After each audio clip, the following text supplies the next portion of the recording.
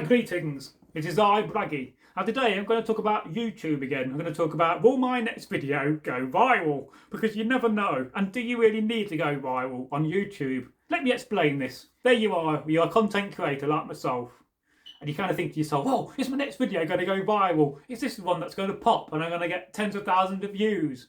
But is that a good thing? In this video, we're going to explore this topic in some further detail.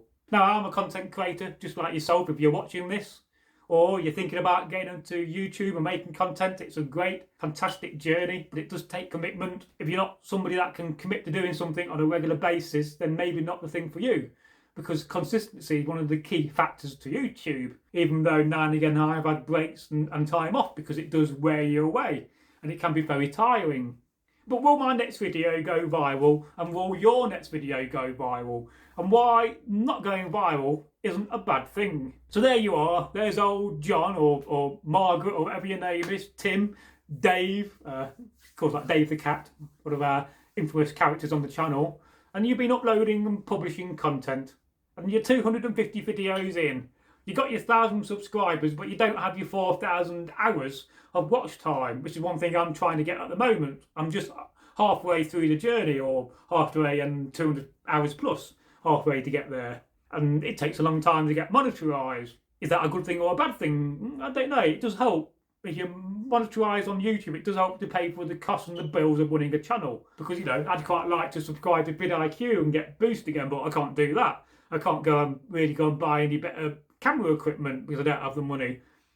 Lighting and microphones, it all costs money. And, you know, like myself, who's put thousands of pounds into the channel, and never fundamentally had that back, and or may never get that back. But it's not about the money. It's YouTube to me is about the legacy and trying to change people's mindset and the way we think, one video at a time, as well as being entertaining and you know, teaching you something at the same time. And YouTube is one of those things, it's ups and downs. You know, you're going to get your moments when you're going to do really well, where your videos are going to get good views, and then you're going to go through moments like I've been where your videos don't get good views, and you keep trying again. All right, I'll try again tomorrow, put some more videos out, mostly in the shorts format, because that's very popular these days, since YouTube, I'll come on to that, even though YouTube came onto that a little bit late. But will your next video go viral, and is it a good thing? Well, not fundamentally so, because if you do go viral, well, yes, you may get those views, and you may get that income that goes with the views, but you're going to find yourself with more work to do. You're going to have to increase the quality of your content. You're going to have to concentrate more on your content. And yes, it's everybody's dream as a content creator to go full time and do it as your job. I don't do this as a job. It's a part-time job, if anything, even though I pretty much spend quite a few hours every day working on the channel, whether it's updating titles, updating your thumbnails, which is a whole entire subject, and perhaps we will get into that towards the end of this video. But is it a good thing to go viral? Well, not necessarily, no. Because whilst your channel is small and you've got that nice niche audience building, and you're communicating and building that relationship with your audience, it is quite easy to manage. But when you do go viral, when you do get a big hit and you're getting thousands of comments on your videos, you're never going to be able to answer all those comments. You're never going to have the time to say hello to everybody, to welcome everybody to the channel, which is one thing I try to do. Even though at times I'm probably welcome people that I've already welcomed, they've been around, but people change their YouTube names, so you can't always tell who the person is, whether they've been around a long time. And so you may not have the time to interact with your audience and build up that relationship. And that is one of the most crucial things of YouTube, is having that audience relationship. And you guys, as I often say in the videos, are my YouTube family. You've been better family to me than my actual family. But that's the whole entire subject, but that's common for most people in life. So I always do say to people, choose your friends and choose them wisely, because they're your best family you'll ever have. Is it necessary to go viral? Well, in the long run, if you're putting a lot of effort into your videos and you're spending a lot of time and money, then it would help in the long run.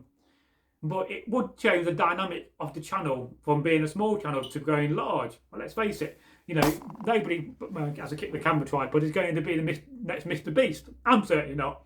I don't have the means or the capital to go and hire 100 people to go and dress as dinosaurs and run around Derby City Centre for an hour. You know, it would be quite interesting, but that all takes money. You know, if each dinosaur suit costs £50 and You got to get 100 of them, and that's £5,000 you need. Who has that sort of money, let alone 500? So, yes, there is that aspect of it. You're never going to be too big. But at the same time, you should enjoy the journey. You should enjoy what you do. And a lot of people say, well, I don't want to start YouTube because I don't like listening to my own voice. And I can understand that. But once you made a load of videos and you do listen to yourself and you do find yourself to be entertaining, which I do, and at times funny, which I hope I am, and genuine, which I also hope to be, because it's better to be genuine on YouTube than be false and not represent who you are as a person, because people will see through you so quickly.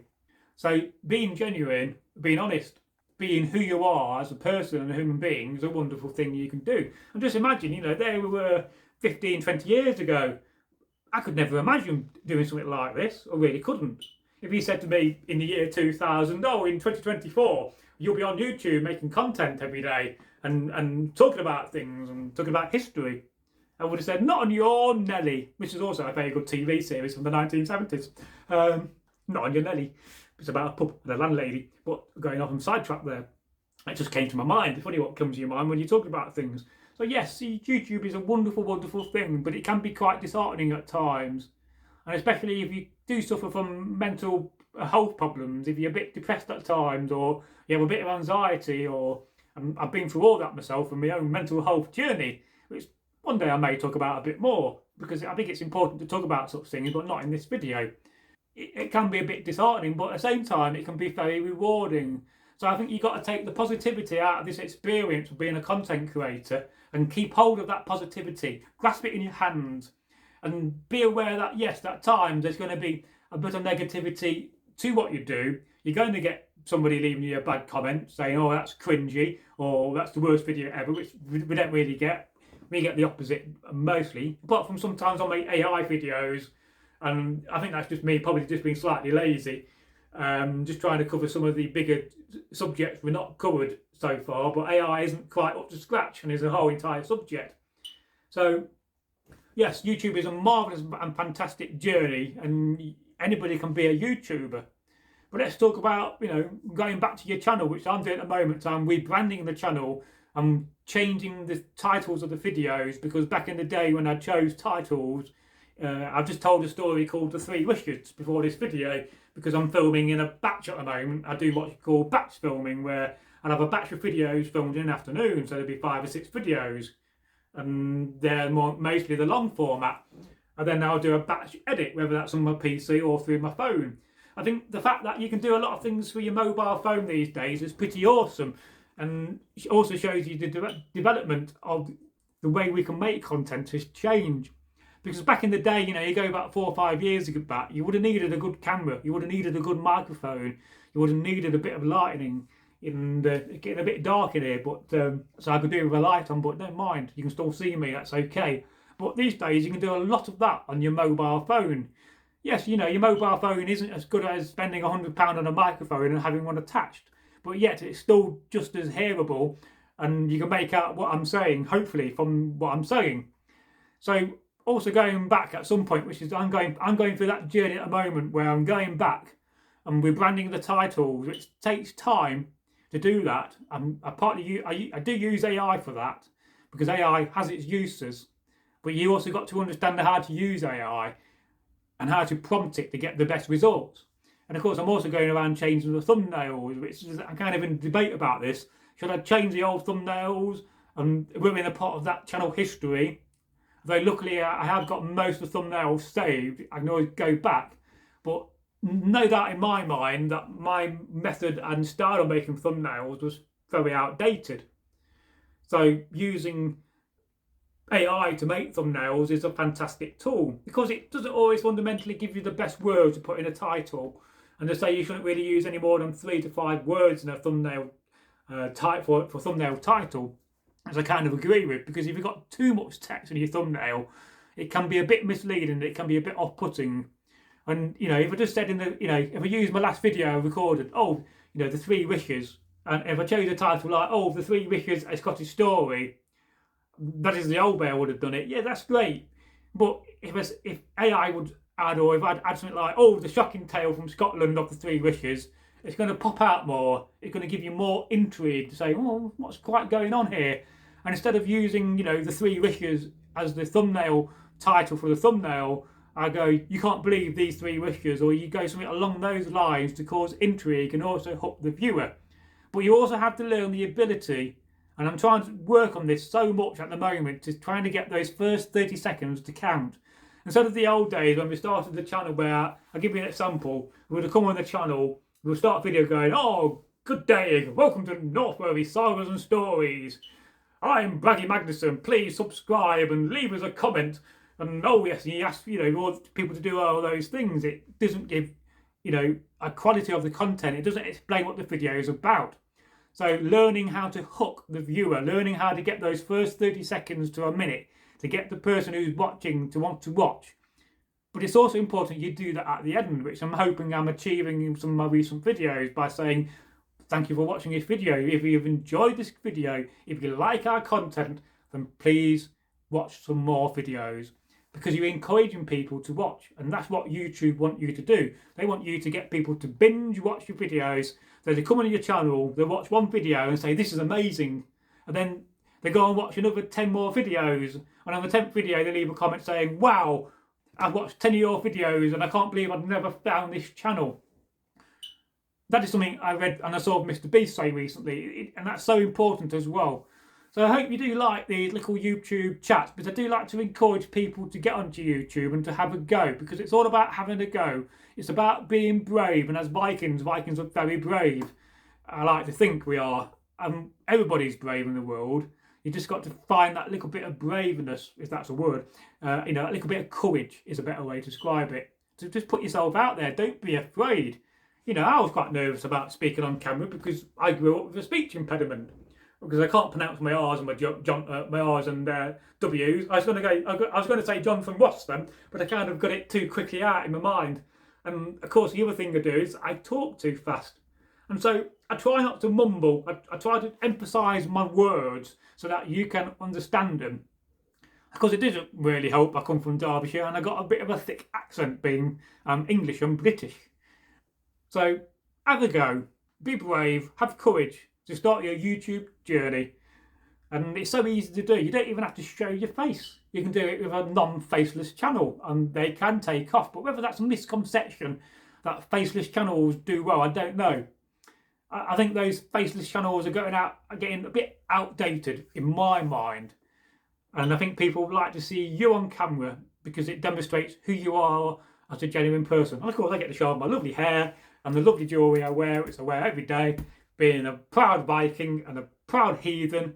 So if you've enjoyed this video, if you like the channel, subscribe, and I'll promise you a couple of things that you're going to be entertained. I promise you that. And you're going to learn something from the videos, and you're going to be part of the journey. That's a bonus third thing, because it's your journey equally as much as it is my journey. And of course, this is one of these unscripted videos because you can kind of tell from the way I'm speaking, and I am slightly messing up some of the things I'm saying, but I'm only human. As my dad would say, my late father, you're only as good as your last job, son. And another thing he would often say to me, if you've not made a mistake in life, you've done nothing. Learn from your mistakes, because when you learn from your mistakes, and I'll give you a good example of this. How many times have you guys and girls, let's not forget the ladies, made a mistake? You've done something, you've done it wrong, and you go to yourself, oh, blooming hell, and you start swearing to yourself. Well, you shouldn't do that, because that's creating negativity for your subconscious and for your mind and your heart and your soul. So when you make a mistake, this is my little tip to end the video. When you make a mistake, you say to yourself, next time I will do better, because that creates positivity. It reinforces your subconsciousness to say to yourself, well, I made a mistake, but the next time I'm going to do better. So therefore, I'm going to learn from that mistake and become better at being a human being, become kinder and not make so many mistakes. And it's true. And I practiced this for such a long time, where I make a mistake and I go to myself, in the old days, I go, oh, you bloody idiot. What have you done that for? You spent 2 hours making something, and the last thing you got to do, you've got to ruin your project and you've got to start all over again. And you go to yourself, oh, bloody idiot. And you do. Don't say that. the next time you make a mistake, just quietly say to yourself, the next time, I'm going to do better. I'm going to learn. That creates positivity and it's so rewarding. So it's goodbye from me. It's goodbye from Blaggy. And I'll see you in the next video. Oh yes, I can't wait for that to happen and for you to be part of the journey. Leave us a comment and subscribe if you're new. It's goodbye from me. I don't know why I sung that at the end, as I just did. But sometimes doing the random things on videos is the best thing you could do. It's getting dark now, and it's time for my supper and time for my bed.